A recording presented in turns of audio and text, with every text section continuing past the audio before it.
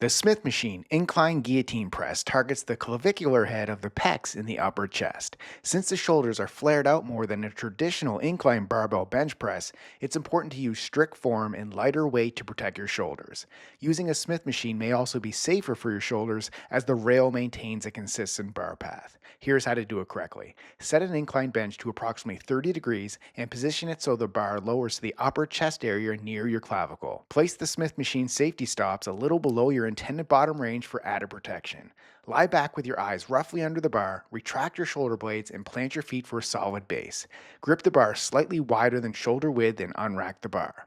Inhale, then under control, slowly lower the bar toward the upper chest clavicle area, allowing the elbows to flare out moderately. Rather than bouncing the weight off your chest at the bottom, pause briefly at the bottom to feel the stretch.